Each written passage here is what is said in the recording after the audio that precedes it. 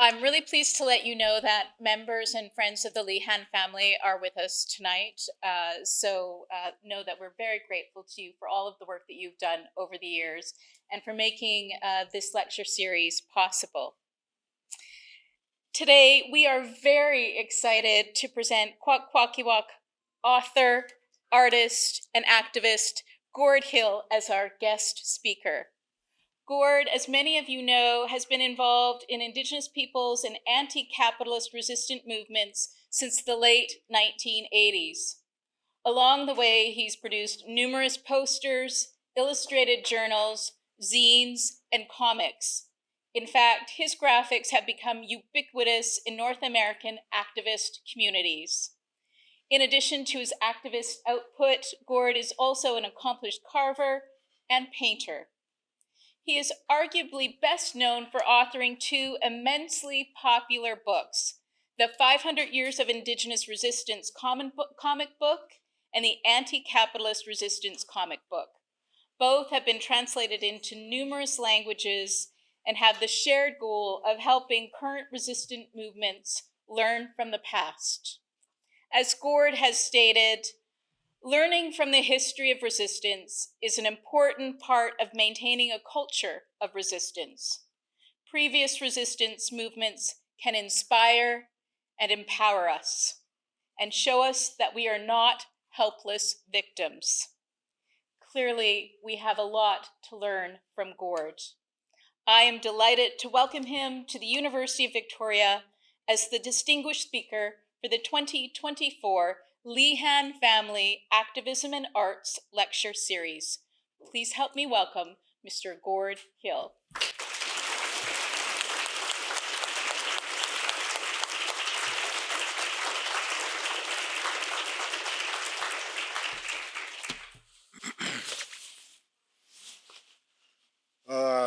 Yo, Wixis Gilakesla. My name is Gord Hill from the Kwakwaka'wakw, and I'd like to thank you for this. Probably the best introduction I've ever had. So I was asked to talk about art and as a catalyst for social change. It's something I've been doing most of my life, but I never really thought about it until I was asked to talk about it. So I did a little bit of research and kind of came up with some ideas. But I was going to talk a little bit about my own culture, the Kwakwaka'wakw. Because here on the Northwest Coast, art is a really important part of our culture. Artists are really highly regarded, and the art plays a really important role in maintaining our history. And today it plays a really important role in maintaining a sense of identity and whatnot. But historically and traditionally, a lot of our art, it represented our family crests.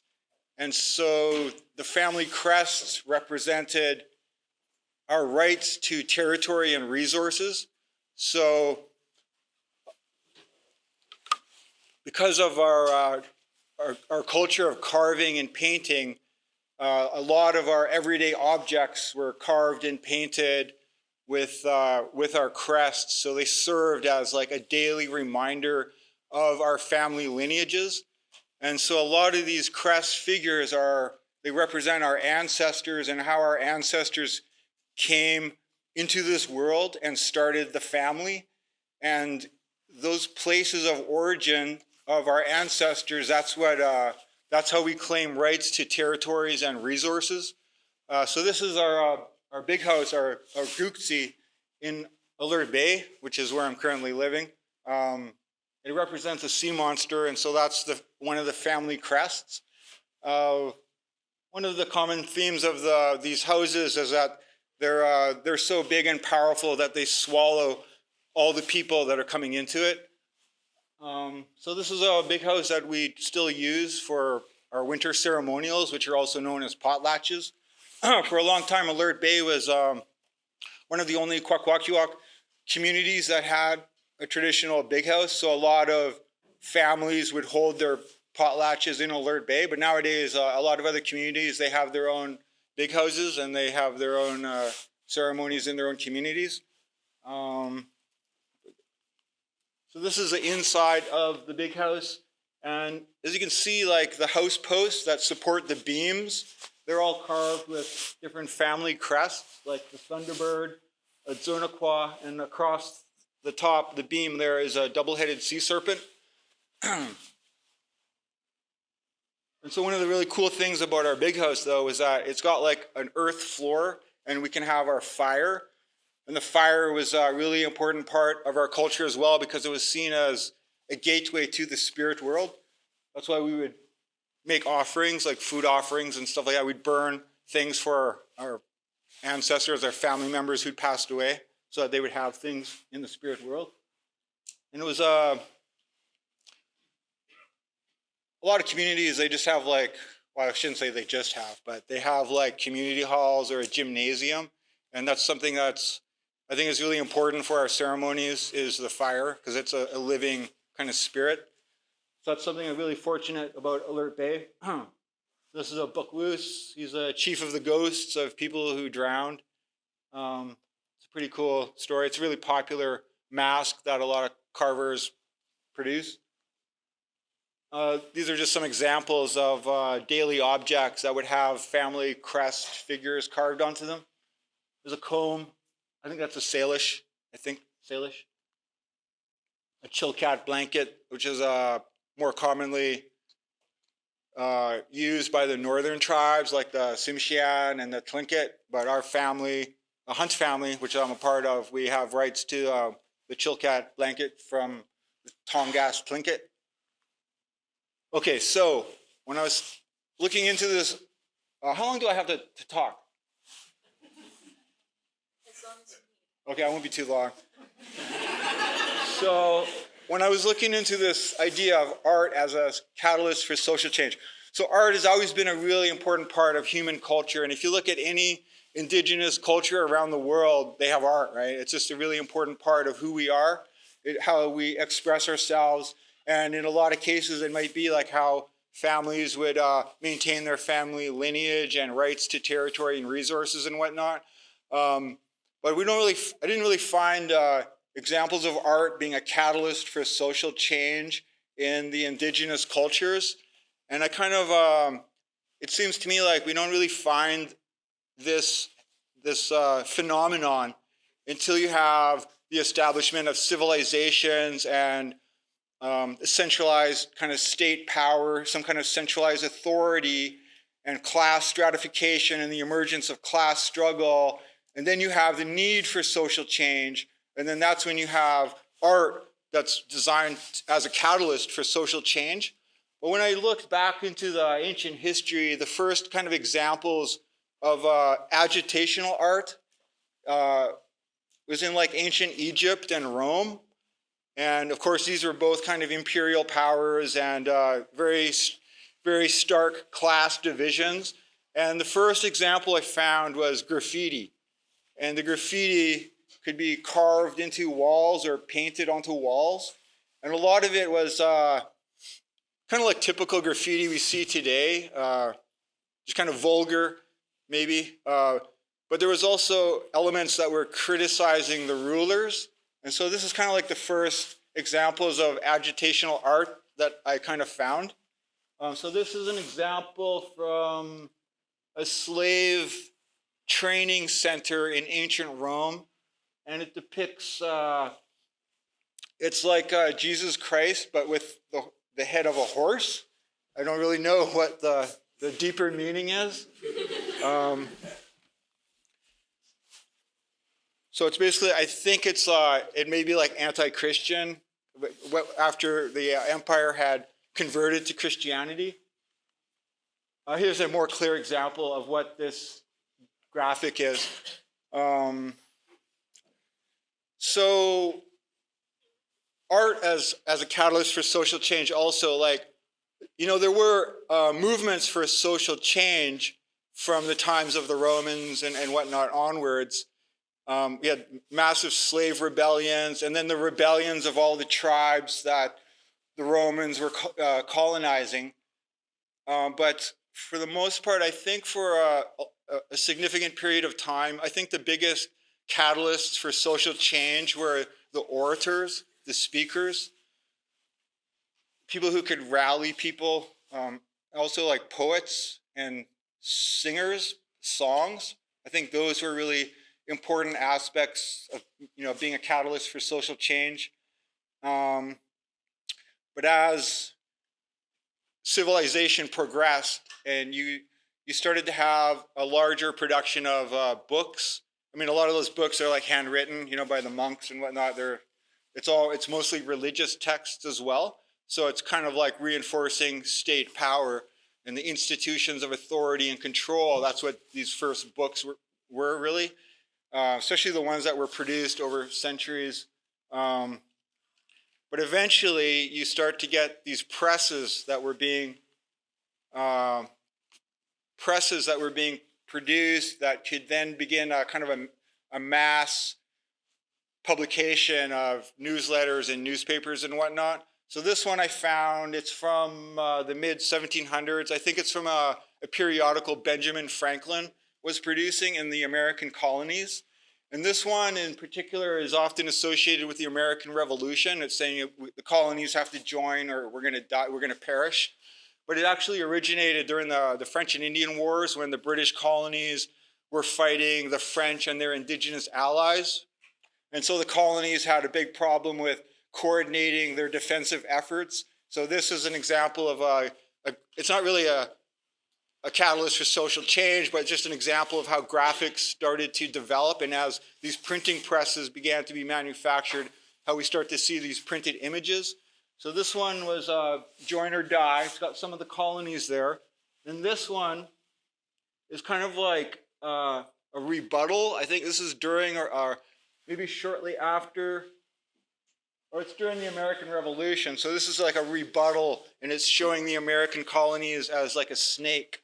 So this isn't a catalyst for social change either, but just an example of how these graphic arts started being used. Now, so as the capacity to produce presses began to increase in the Middle Ages, like in the 1500s, I think in Germany, they produced the first press that could begin mass production, like thousands of copies a day could be produced with these mechanical presses. And as the Industrial Revolution proceeded, you started to have even bigger presses and many, many more of them being produced. And during the French Revolution of 1789, you started to have like mass production of newsletters and newspapers, periodicals, and whatnot. And like in Paris in 1789, there was hundreds of presses available, and a lot of these were used by the revolutionaries to produce propaganda. And it was interesting because when I was looking into this, the word propaganda was originally something developed by the Roman Catholic Church. They set up these propaganda teams to preach the gospel, the religion. And during the French Revolution, they kind of co-opted the term, and they called for propagandists of reason and rational thinking, as opposed to the church and whatnot. So it's interesting that because that's where the origins of the word propaganda kind of came from. So during the French Revolution, a really big part of this art as a catalyst for social change was these caricatures, which became this big phenomenon. Caricatures. This one, there was different estates in France at the time. There's like the feudal lords, the church, and the peasantry, and this is what this represents. So the peasants are upholding the feudal aristocracy and the landowners and the church and whatnot. So these caricatures, though, were like a big deal. I have a quote here I thought was really interesting. It says, "Caricatures fueled the revolutionary struggle in a way that may be difficult for us to imagine today. Leading up to the revolution, satirical, gently demeaning scenes poking fun at the British or the exaggerated hairstyles popular among women of the 18th century aristocracy became increasingly politically pointed. Sometimes the artist's tactic was to charm, but more often the caricaturists intent was to outrage and mock, and apparently no scatological joke or humiliating alteration of a person's features was considered inappropriate. With the frankness and unabashedness that few political cartoonists today would dare to attempt, Republican or pro-revolutionary caricaturists sought by all means at their disposal to break down respect for the monarchy and the clergy and to promote a heroic conception of the revolution. Yeah, I thought that was a pretty interesting concept because today, of course, we see caricatures like you might go to a public market and get a caricature done of yourself and it's kind of funny or whatnot. But just thinking of how powerful these images were back in the late 1700s when they first started being produced, and just the impact that this would have had on people. But this is, to me, like when these graphic arts really come to the forefront, because they're the result of the Industrial Revolution and this new technology that enabled the mass production of graphics. I think I have some other examples of caricatures. So they're fairly political. I think this is from a British magazine called Punch. So this is obviously talking about Britain and France dividing up the world, their imperial rivalry and whatnot.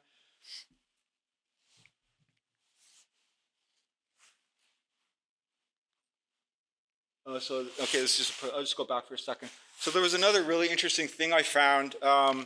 So after the French Revolution and the bourgeoisie took power, right, the capitalist class overthrew the feudal system and the monarchists, and now they're in power. So there was a big effort to clamp down on the press, to censor it, and to control what was being produced. So I found this pretty interesting. In France, after the revolution, there was limits put on the press, but you had a fairly free press in terms of the printed word, but there was much stricter limits placed on graphics. So I have a quote here. Quote, "The power of the image was acknowledged in an 1835 law that, while allowing Frenchmen to circulate their opinions in published form, held that complete liberty was not possible with drawings, for they could incite to action." And I think that might have something to do with the level of literacy. So you have a fair amount of the population are illiterate, not very well educated. So I think that might play into why the graphics had a more kind of repressive law placed on them. And I think this is something that continues on up until the Russian Revolution. Next. So these are some examples I have. So now you have the workers' struggles are a big thing, right? You have the capitalist system is in place, industrial revolutions occurred, and now you have a new class. The working class is established, and the workers are organizing as well, right? They're highly organized in many cases. There's many revolutionary movements throughout Europe. And so I just have some examples of how graphics were starting to be used. So you see the banner. So a lot of banners I came across, they still have like written words. They're not really using this graphic drawing art styles. So here's another example. Workers on strike, 1872, I think from New York. Yeah, the 8-hour, they had to have this big fight just to reduce their work hours to 8 hours a day, right? So these are just some examples of the art, some of the placards and stuff, and you do start to see some artwork being produced. And the workers using graphics to portray their struggle. Industrial workers of the world, a really radical labor union. They used a lot of graphics as well in their agitation. So here we go back again to the written word as on their banners and stuff like that. This is after some kind of a fire killed a bunch of workers in some kind of like a sewing factory. So there's a lot of struggles over working conditions and whatnot during this time period. This is a comment about the production of rubber. And you can see the graphic, how it starts to change, I think. So this is the Russian Revolution. And the Russian Revolution was kind of like a real a breakthrough in some ways of this artistic propaganda. And I think a part of that was because a large part of the population was illiterate. So you had the intellectuals in that, and they're producing journals and whatnot, and they're discussing ideas of the revolution. But I think a lot of their really broad-reaching propaganda was actually through posters. And so you see a lot of really strong graphic imagery coming through during the Russian Revolution. So here's an example. It's agitational art, but it's trying to teach the different classes of society to, I think, like a largely illiterate population, but just using graphics to show this is your position in the class pyramid kind of thing. Okay, now I've gone forward a few decades to another struggle. This one's Vietnam. And I found these graphics, they're very strong, but they're very much promoting the military struggle against, in this case, the United States, which had invaded South Vietnam beginning in 1965. So this one, I forget what it says, but you can see the U.S. military vehicle, and a fighter has got a rocket-propelled grenade. This one's celebrating the anti-aircraft defenses of the Vietnamese. They shot down like 5,000 U.S. aircraft during their struggle. There's another one. I believe these are silk screens. So silk screen is a pretty cool medium for very inexpensive reproduction of graphics, and you can use a lot of different colors. And once you get the silk screen made, anybody can basically produce those graphics. I've done silk screen for many years. I first learned it with the Rock Against Prisons group in Vancouver. They produce T-shirts every year. They'd produce T-shirts and they'd send it into the prisons. And I started doing graphics for them, and then I started helping do the silk screening for the shirts. But it's a pretty cool medium. There's just a lot of steps in terms of making it, and a lot of things can go wrong at each step, and you're not always sure what the problem is. So it can be kind of frustrating. But if it works, it's a pretty good medium. Okay, so 1960s, you have a lot of radical and revolutionary movements inside the United States of America, and one of the most well-known, of course, is the Black Panther Party. And the Black Panthers also used a lot of really strong graphics. They had some really good artists that were producing propaganda.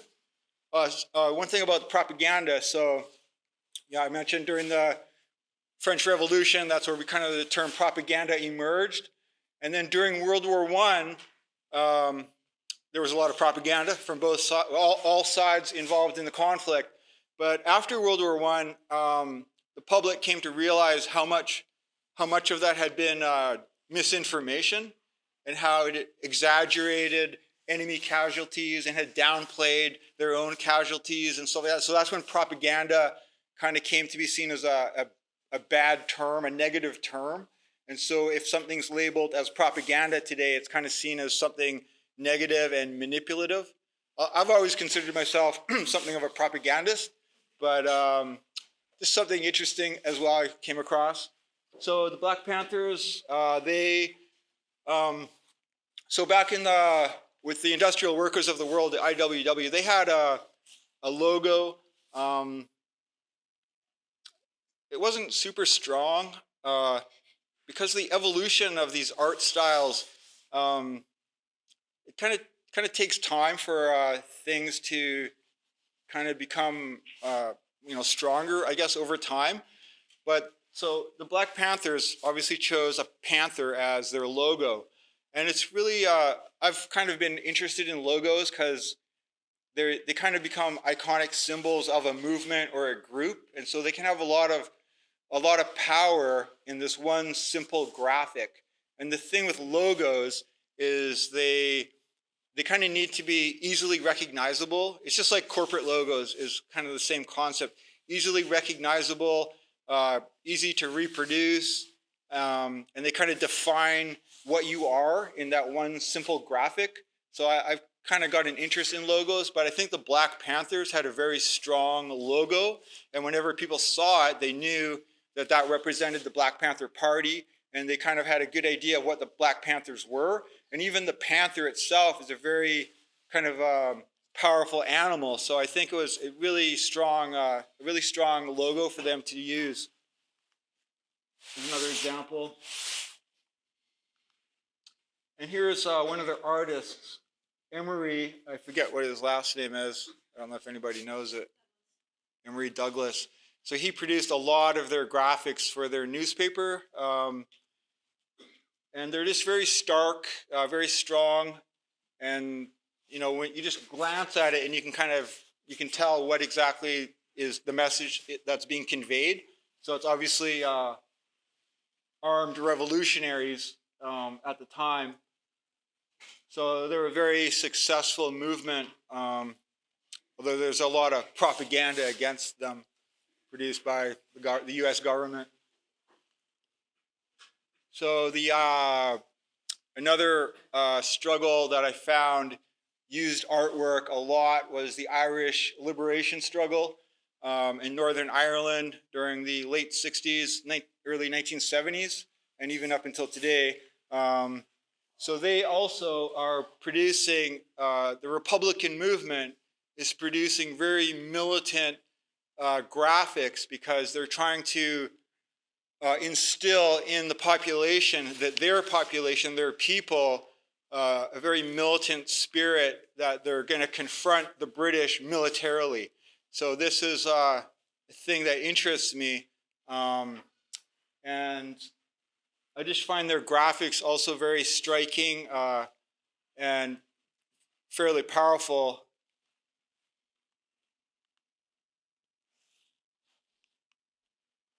It's a very powerful poster. I actually have this poster. It's a large newsprint poster. So the Republican movement was very successful in producing a lot of different types of propaganda. They had newsletters, magazines, and posters were a big thing as well.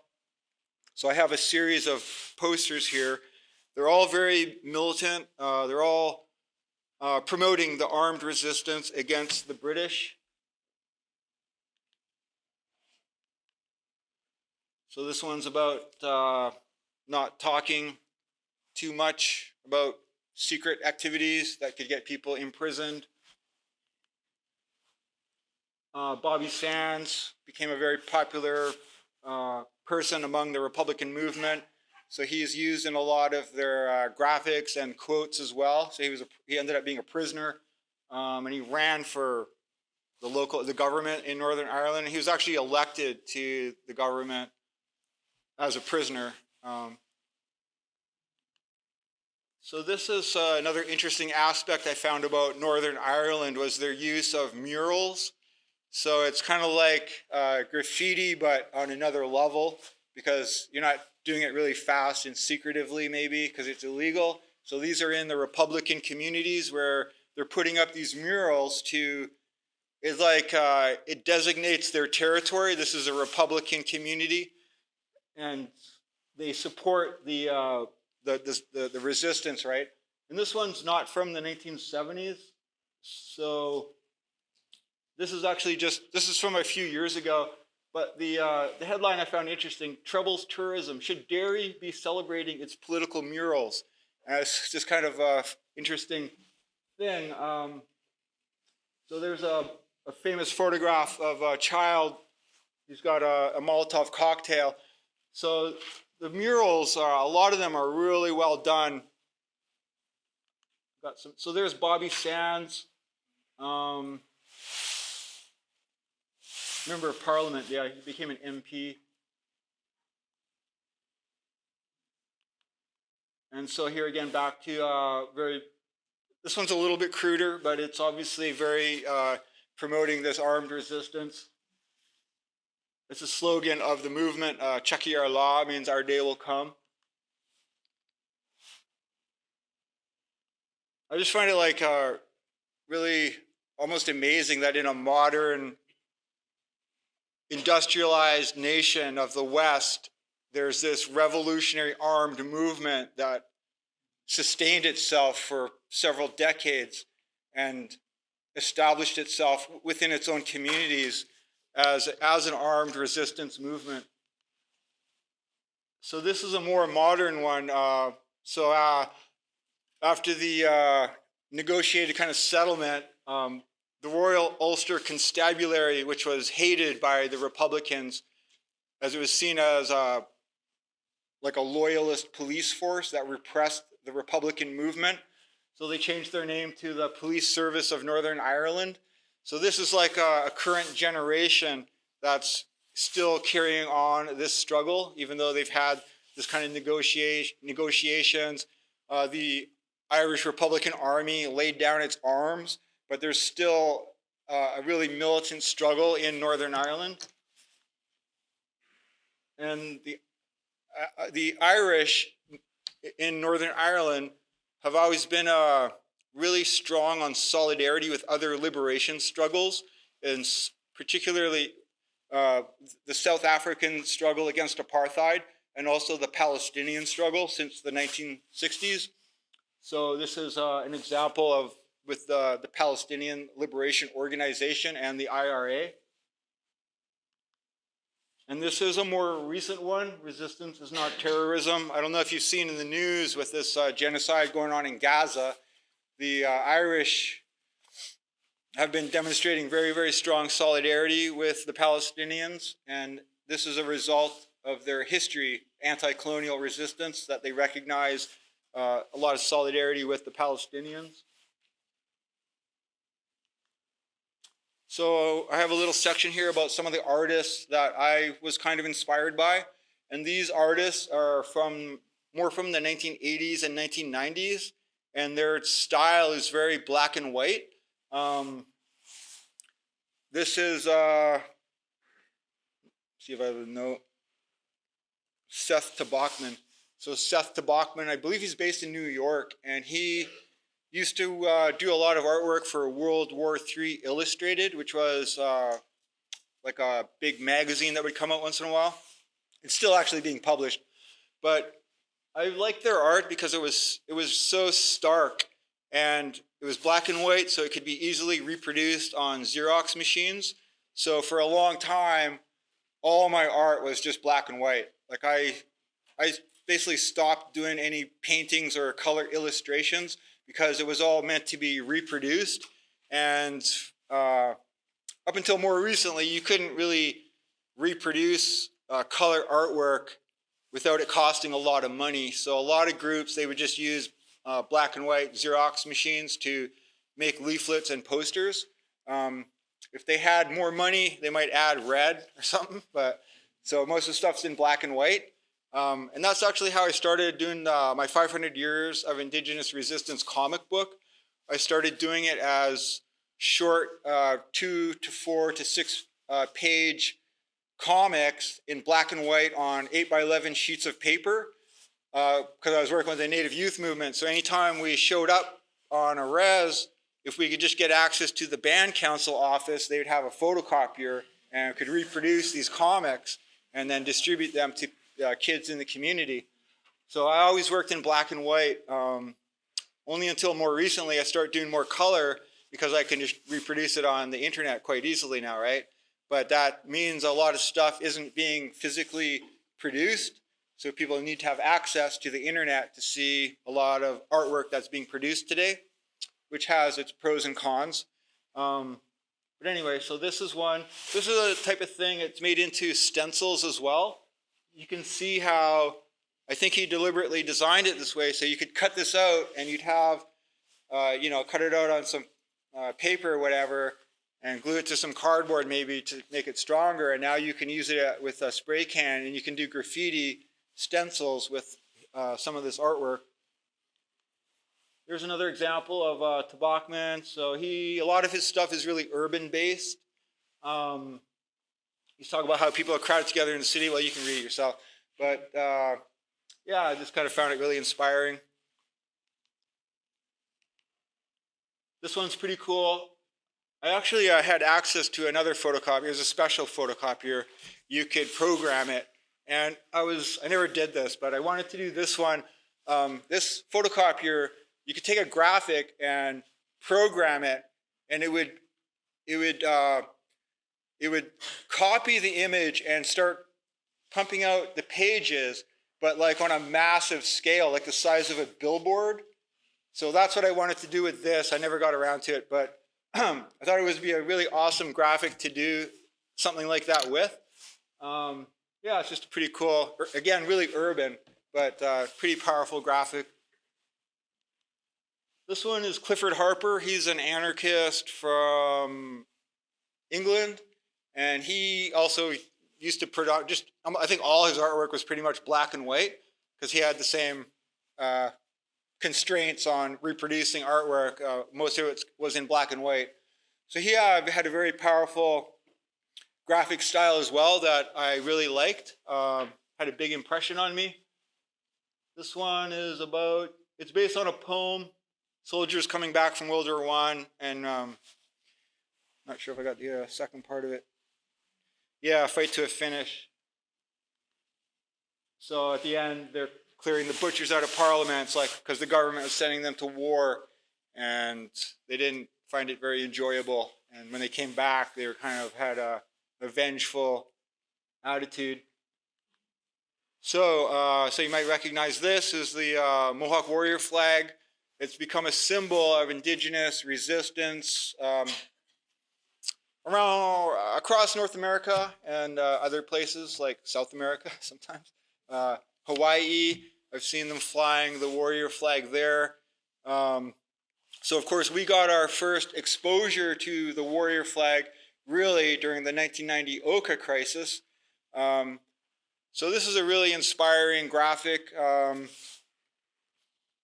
And here is the artist who designed that flag. His name is Louis Hall. He's a Mohawk writer, artist, and a warrior. So he was involved in a lot of the really big land struggles the Mohawk and the Haudenosaunee were involved in the late 60s and through the 1970s. This is a recent book that you can pick up. It's just been published. I think it was published last year, The Mohawk Warrior Society, and it reproduces his writings, and it's got a little section of color pages with some of his paintings, because he did a lot of paintings. He passed away, I think, sometime in the early 1990s, a little bit after the Oka crisis. So, yeah. This is in the Gunyange, which was a territory in New York State that the Mohawks went down. It's part of their traditional territory. They went down into New York State from Kahnawake. Kahnawake was facing a big housing crisis. They needed more land. It's quite a small reserve, but with a lot of people. So they wanted to set out and reclaim some of their territory. So they did this in 1974, I believe. They went down into New York State. They claimed a piece of land that was on their traditional territory. They had a big standoff with New York State state police and had an armed standoff. They eventually, 3 years later, they negotiated for another piece of land that was actually more conducive to establishing a community, and they set up their own sovereign community, which still exists to this day. But Louis Hall was really involved in this struggle, and this is where he designed the warrior flag, and this is one of the first versions of it. So the flag is, the sun represents something to the Haudenosaunee. It's seen as their elder brother, and it's like a warrior symbol. But the warrior in the center with the one feather, it represents represents unity, everybody having the same mind, like we're all thinking in the same way. That's what the single feather represents. So that's Ganyange.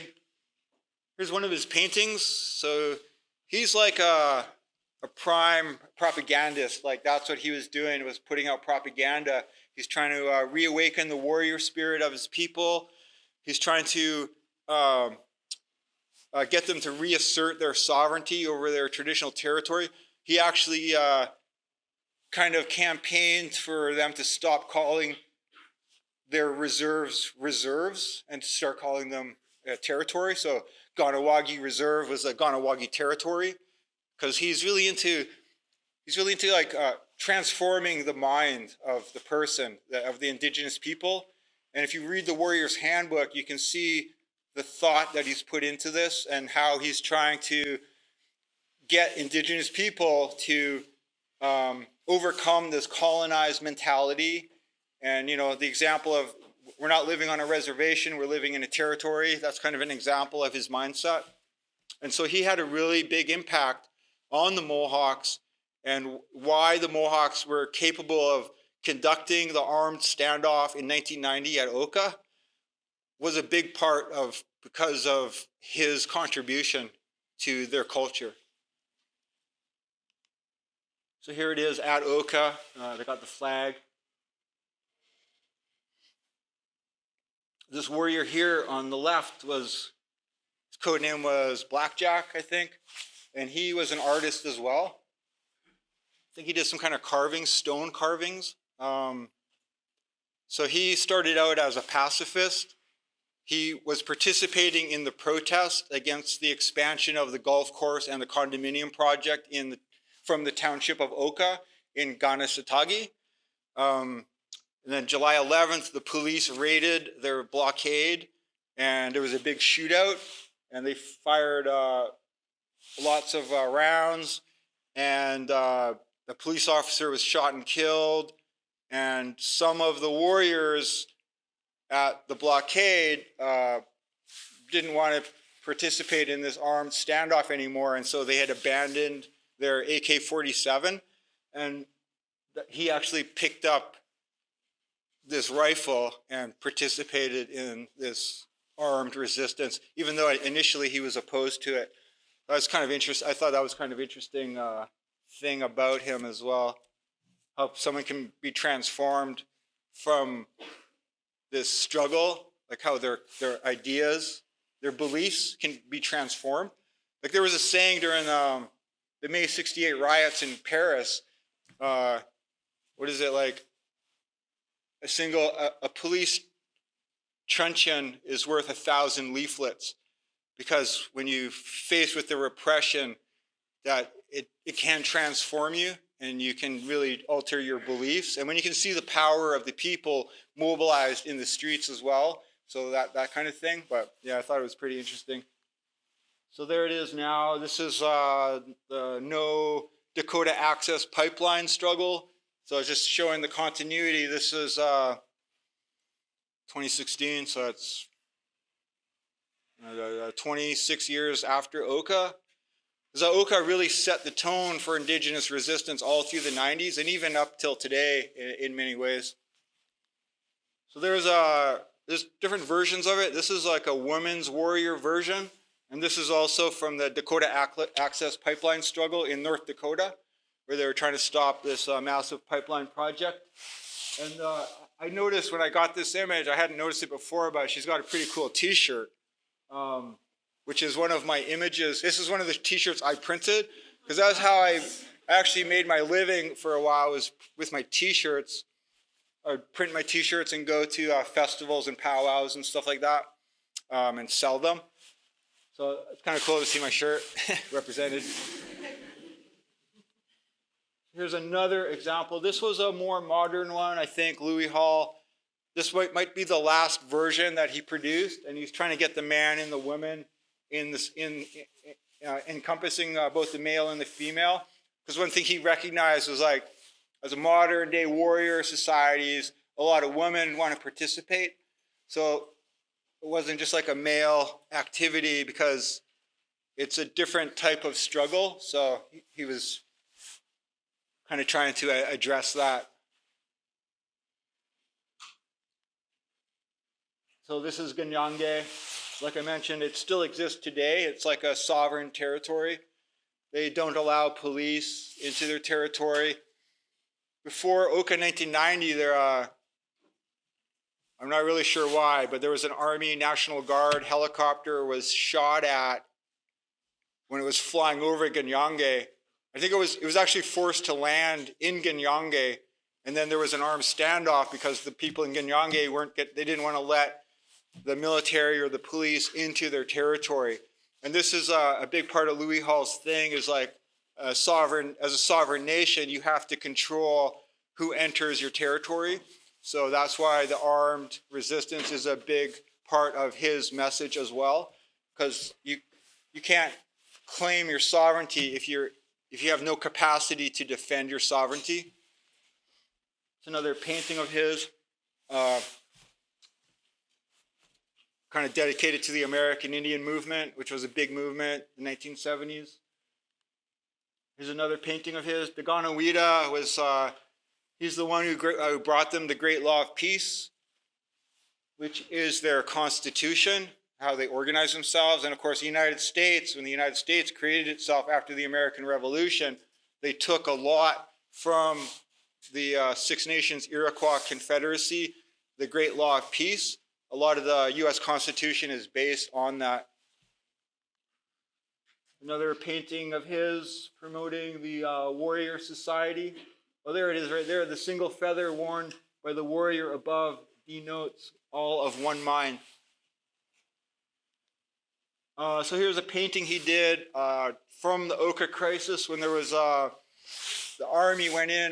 There's a small island off of Kahnawake, and the military believed that there was weapons being stored on the island, so they brought in a bunch of soldiers on boats and helicopters, and the people heard that the military were raiding the island, so a whole bunch of people went there to stop them, and they got into fights with the army soldiers. So this is his painting of that incident, and here is the actual photograph of the incident. I'll go back. So one thing the Army found, the Canadian Armed Forces found, was they went in and they weren't really prepared for crowd control because they went in with their rifles, but they're met with this mob that isn't armed, and so they weren't really able to deal with them, like because they didn't have riot shields or helmets, or how the police would deal with a crowd. The military was like not really weren't really capable. So now I'll just talk a bit about my own, some of my graphics. So this is from the 2010 Winter Olympics. We had a movement, a campaign against the Winter Olympics, and I had used the Olympic rings, and I used a Thunderbird kind of destroying the Olympic rings as a symbol of our resistance movement, like a logo. So this was like a logo I developed. And so I just have some examples of how this logo was used in different mediums. So this one is just like a black and white drawing. This one was a mural that was painted in Montreal outside a bookstore. They painted it on their wall. They would have different murals, and they'd leave it up for a year or so, and about different themes. So just in the lead up to the 2010 Winter Olympics, they used my logo of the Thunderbird, which I thought was pretty cool. This is a banner. That was a website we had for anti-Olympic organizing. This is a sticker. So a friend, a comrade, he fundraised and he got 100,000 of these stickers produced. It was insane. I had boxes and boxes. They came in these big rolls with like 1,000 stickers. And I just had so many of them. I was just giving them away. Anybody that would take them, I'd give them a roll. But they were like all over the city. It was kind of neat to see. So I promoted the website and one of the slogans we used and the logo. This is on a bus stop in Vancouver. And that's a t-shirt that I made as well. I was selling. I had a website I sold t-shirts through as well. Yeah. But I kind of I got tired of silk screening just because it's like there's so many things that can go wrong. It's like so frustrating. The worst experience I had was trying to make a screen, and the emulsion I was using, the photo emulsion, kept washing out. And I was like, oh, I went back to the store and demanded a new emulsion kit because I was like, this emulsion doesn't work. And then I realized afterwards it was the light bulb had lost its wattage power, so it wouldn't expose the screen properly. And so that's what was wrong with it. And it's just, oh my God, I mean, I did it for so many years, but yeah, I don't enjoy it anymore. One of the things about different mediums, they have different pros and cons. And this was another poster that was made. So we're trying to have this convergence to get as many people in Vancouver as possible during the opening of the Winter Olympics. So this is another example of a silkscreen poster. I didn't do this one. Some other people did. But it was quite a large poster. And that's one of the cool things about silkscreen. Like if you were to try to go to a printing company and get a massive poster down, it'd probably cost a lot of money and whatnot. But with the silkscreen, like you can make silkscreens as big as you want. You get the paper, you can mass produce them. Yeah, it's a pretty cool medium. And then if you have it as a certain size, you can make posters 11 by 17, then you can make t-shirts with the same silkscreen as well. And so this is the ending of my slideshow presentation thing. These are some of my comics I've done in the last few years. So this is the most recent one, which is the full color version. Up on the upper right-hand corner is one I did shortly after the original 500 Years comic was a black and white version. And that's the one that started out as a collection of the small comic pages I did. I'd done a few of them, like about Oka, the Chapatan standoff in '95, Ipperwash, and a few others. Because at the time it seemed like with the Native Youth Movement and that, it was hard for us to maintain this history, even though it was just a few years after. This is like 1996, 97. It seemed hard to maintain this history of Oka even, which was only 7 years prior. Wasn't much of an internet happening at the time. And where could you go to find information about the Oka crisis? There wasn't very many sources. So that's what inspired me to start doing these comics. Because I'd always wanted to do comics as an artist, but I could never make up stories like with characters and the plot lines and the character development and all this stuff. I just could not do that. But when I looked at history, the story was already done. I just had to reinterpret it for a comic format. And history is always interested me because it explains how we got to be in the situation that we're in today.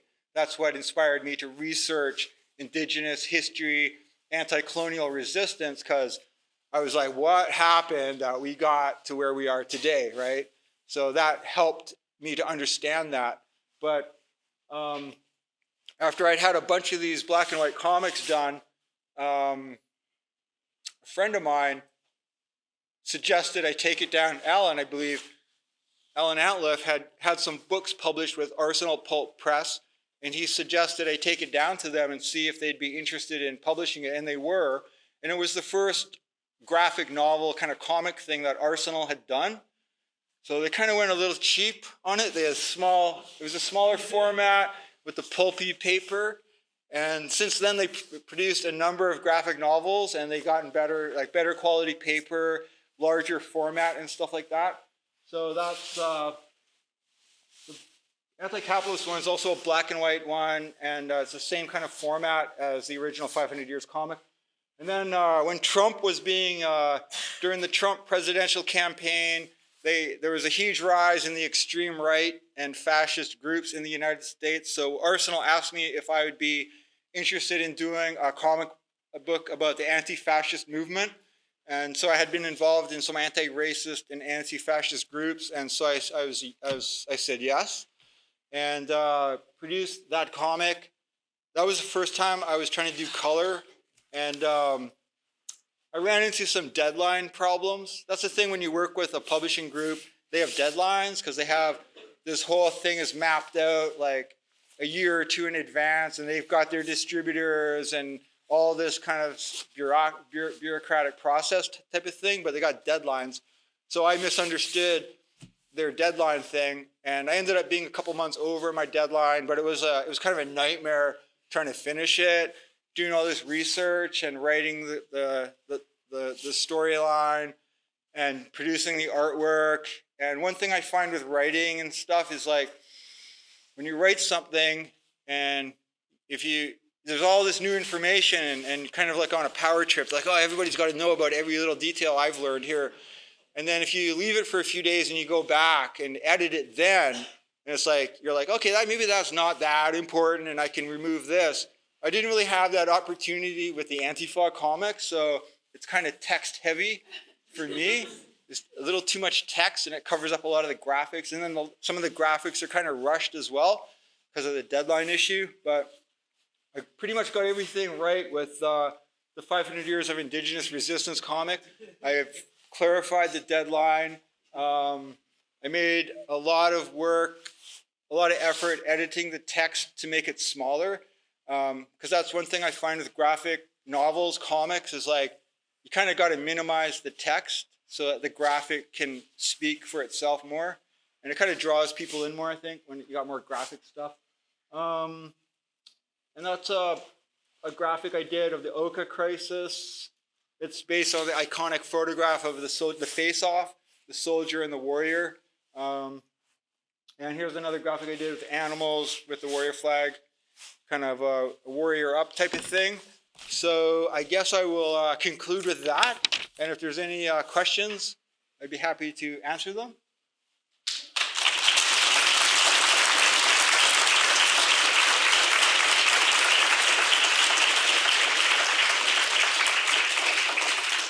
What's the question?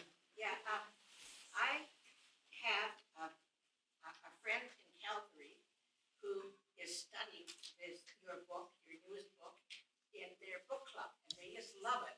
Awesome. And she sent me a couple of questions. Okay. What is his opinion about Indigenous groups who opted for peace through treaties rather than active resistance, as was the case in most of the Canadian prairies? Yeah, well, what happened on the prairies was, as the United States was expanding westward, they were exterminating the buffalo. That was one of their strategies to deprive the Plains Indigenous nations of the single most important food resource. And it was also how they provided their shelter and a lot of tools. And so the extermination of the buffalo impacted natives in what we call the prairies, which is the plains as well, in Manitoba and Saskatchewan and that. And then when Canada was expanding westward, the mid-1800s, late 1800s, these populations were already impacted by the extermination of the buffalo. So they're facing starvation. And I don't think they just didn't have the military capability to continue this armed resistance. And I think that's why a lot of them signed treaties. And it's kind of the process of colonization. At some point, you lose the armed capacity. So I usually mark 1890, which is the massacre at Wounded Knee in South Dakota, as the ending of the Indigenous anti-colonial armed resistance, because there's just no more capacity to carry that out. But I think the single most important thing for the prairie nations was the extermination of the buffalo. There was another one? One more question. Why didn't he include in his book the Northwest Rebellion, when both Métis and some First Nations groups actively opposed the Canadian government? Yeah, there was a lot of struggles that I would like to have included in the comic, but at some point I had to just make the hard decisions of what I was going to include and what I wasn't going to include. But there was a lot that I wanted to do. Maybe if we do another expanded, revised edition, I'll get that in there. If there's more acts of Indigenous resistance and I need to update the comic, then I'll definitely try to include that in there. definitely. So it's such an important part of Canadian history. It definitely is kind of like an oversight on my part, but yeah. Thank you very much. Yeah. Any other questions? Yep. I heard an interview on CBC. That's why I came here. Ah, cool. I've been painting a painting for 2 years, and I wanted to show it. It's not finished yet, but I ran into some cultural. Like I'm not Indigenous. Yeah. And this painting has a totem on it. Yeah. The totem is being encased by a Catholic Church collar. Ah. And because of this cultural Appropriation, yeah. So I have never finished this painting. Right. And I want to finish it. Yeah. And I want it to be able to be shown. Yeah. But whoever I talk to, I've gone to some Indigenous places too. Yeah. And no one's ever kind of got back to me. Right. Well, maybe what you could do is take one of Emily Carr's paintings of a totem and use one of her totems and then put the collar. Just a suggestion. Yeah, might work. Any other questions? Yep. Yeah, hi. My name's Lehan. I really appreciated your talk. I'm Algonquin, German, and Irish. Algonquin on my mom's side. And I'm doing some work here at the university, looking at university narratives around the actual history and positions of higher education, And I was wondering how you think settler university spaces like UVic can honor and learn from the historical and current realities of Indigenous resistance. I'm not really sure. I mean, maybe hosting things like this are one example. I know there's been kind of a movement over the last few years, maybe the last couple of decades, of incorporating Indigenous culture into university settings, at least here in British Columbia. Like the University of BC has a longhouse type of structure and things like that. It's all very institutionalized, but I think certainly bringing in people who are involved in grassroots Indigenous movements would probably be a good step in that direction. And the universities have so many resources that could benefit these grassroots movements. I think that would be a place to start. I think in some ways, though, universities, it can be a hostile ground too in some ways. I think it depends on the bureaucracy and the individuals who are in the different departments and stuff like that, like how much they support Indigenous struggles or whatever. I know here there's an Indigenous governments program. There's different things like that. And I think here they've actually had kind of a history of bringing in radicals. Like Taigi Alfred was one of the directors of the governance program.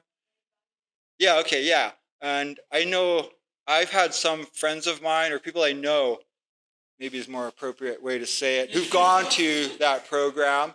But yeah, I guess the grassroots. I'm always focused on the grassroots because to me that's the most genuine, and it's not co-opted by bureaucracy or big government funding and stuff like that. So yeah, I would always just say bring in grassroots people who are doing this organizing, and let them make network and get some of the resources that the university has. I would say, yeah. Yeah. Well, don't be really too much, because I know you don't want to get into trouble. But it something going on in the Kwakwaka'wakw territory, because with regard to a sovereignty movement, because I noticed you mentioned a lot of other sovereignty movements throughout Cook Island, but there's something going on at home.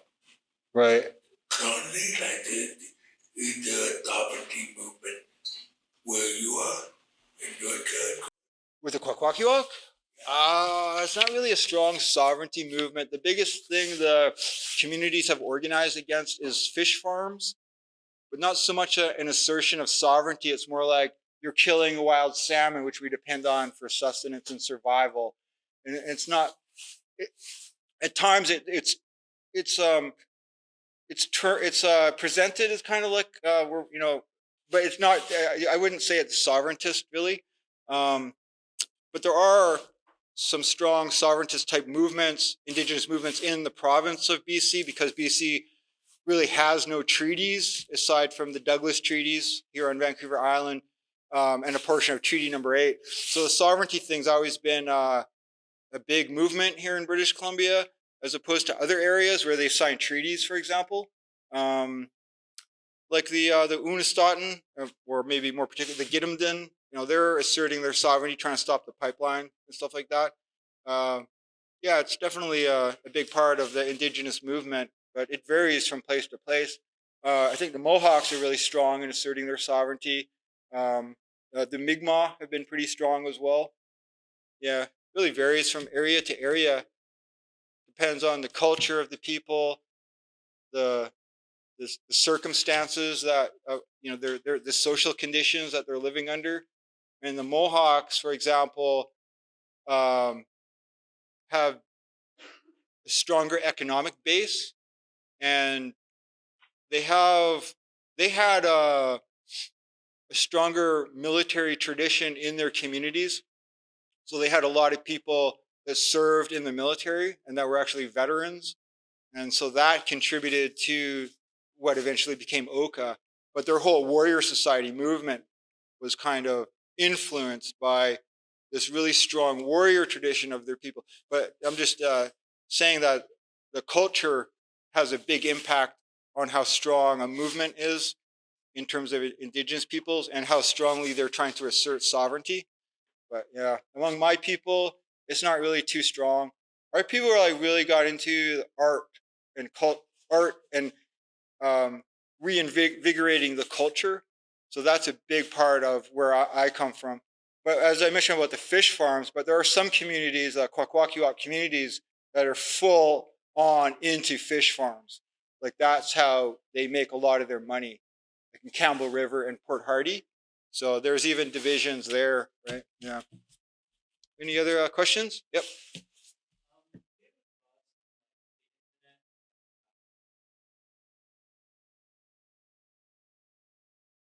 It definitely makes it more accessible to a lot more people.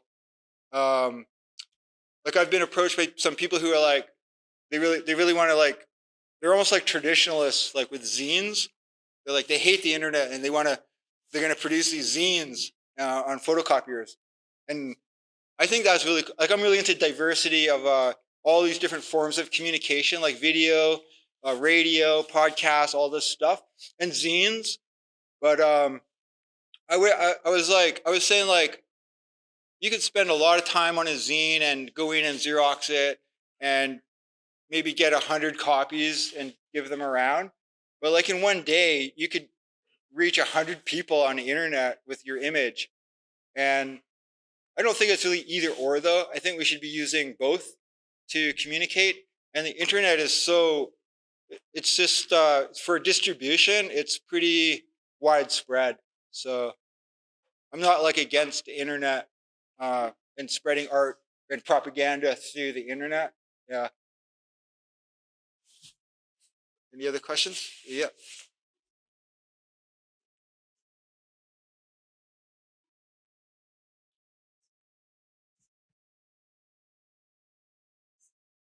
Right. Okay. Well, John Graham was an Indigenous person from the Yukon, and he was part of the American Indian movement, and he was eventually tried and convicted for the murder of Anime Akwash, who was also an AIM member. And Anime Akwash was murdered in 1976, and that's when they found her body. So it's a very controversial topic with the American Indian movement and the repression that the movement faced. So during the 1970s, the American Indian movement and the Black Panther Party and any other radical movement, anti-war movement, was faced with really heavy repression by the FBI in the United States. And they had what's called the counterintelligence program, COINTELPRO. And COINTELPRO was designed to destabilize and ultimately destroy radical movements within the US. And so they had a variety of tactics that they used to target movements. And some of the examples were sending false communications between people, between groups that would instigate conflicts. And in the context of the 1960s, 1970s, we have these revolutionary movements and these deadly attacks by the police against these movements. A lot of people were killed, like scores of organizers were killed during this time period. And the COINTELPRO kind of really increased the tension and paranoia within movements. So they'd send fake communications to instigate conflicts. They had a tactic that's called bad jacketing or snitch jacketing, where they would work to portray a genuine organizer as being a police informant. And in some cases, particularly with the Black Panther Party, a number of organizers were actually killed because they were believed to be informants. They had false imprisonment, fake arrests, planting evidence, all these tactics to destabilize movements and to neutralize the organizers. And in Pine Ridge Reservation in South Dakota, they were faced with a very corrupt tribal government. And that's why the American Indian movement was asked to come in by traditionalists on the reserve who were facing deadly repression by the tribal council. He had his own paramilitary squad, was known as the Goons, the Guardians of the Oglala Nation. And they were carrying out a wave of assaults, fire bombings, drive-by shootings, and murders. And so this is where the American Indian movement came in to act as a security force. And that's where Wounded Knee in 1973, the 71-day siege at Wounded Knee, that came out of this conflict. And in 1975, the 2 FBI agents were shot and killed when they attempted to raid an American Indian movement encampment. And out of that, Dino Butler and Bob Robideau were charged with the murders of the 2 FBI agents, but during their trial, they were found not guilty on the grounds of self-defense because the defense were able to introduce the context in which these killings occurred, which was this reign of terror on the Pine Ridge Reservation. And Leonard Peltier was the 3rd person to be charged, but he had escaped and fled to Canada and was eventually arrested and then extradited. And he faced trial by himself.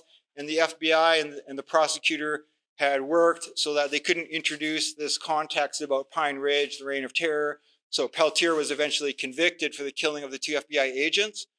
And it's within all of this that the Antifa was killed.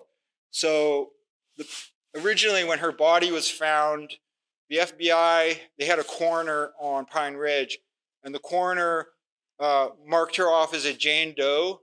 They couldn't identify her. They said they couldn't identify her, so they cut off her hands and they sent these to a laboratory for a fingerprint analysis. It came back, identified Kwakwaka'wakw. She was a Mi'kmaq from Eastern Canada, gone down into the United States and had worked with AIM for many years, including at the Wounded Knee siege. So they had listed her cause of death as from exposure. And so the American Indian movement and her family demanded a second autopsy, and they got an independent coroner to come in. And as soon as he began his autopsy, he found a bullet hole in the back of her head. So she had been murdered because they actually exhumed her body from the grave and did a second autopsy.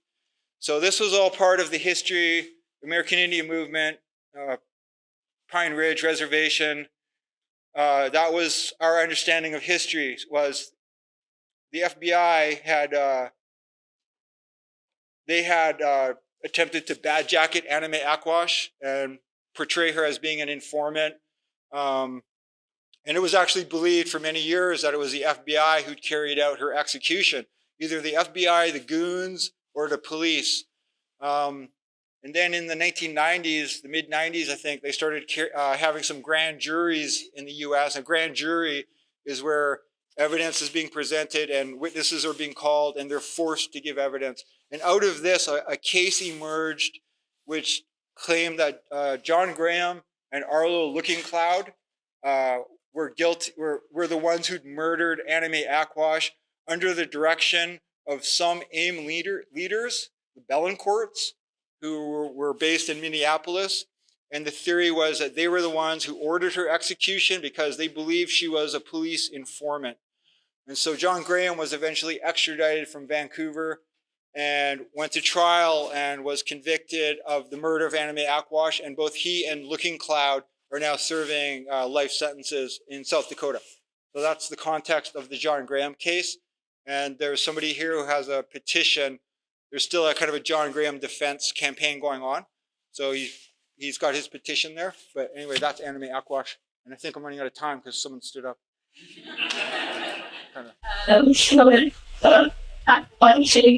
Question. Yes. Well, back to answer me of something like both using culture like breaking the copper as a form of resistance. It's not as if we get into context that you were sharing here, but it's like it's a different way of leveraging like our cultural traditions. And I was curious about your I said, no, like, that was Yeah, I think what he was doing was excellent because he's like using the traditional culture to promote anti-colonial resistance, anti-colonial thought. And he's such a high profile figure. So when he does it, like people take notice and they respect it and they acknowledge it. So I think what he was doing was really powerful. He was a really radical person. Another artist is I think his name is David Neal. He produces traditional artwork, but he'll do things that are contemporary themes about injustice or about pollution or environmental destruction and things like that. So he's another person who also uses contemporary art traditional art to address contemporary issues.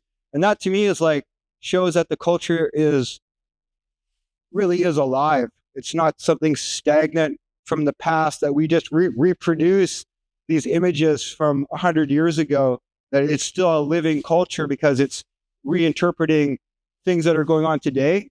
So I think it's really awesome what he was doing. Yeah. I just want to say thank you so much for this very powerful, very, very inspiring. All right.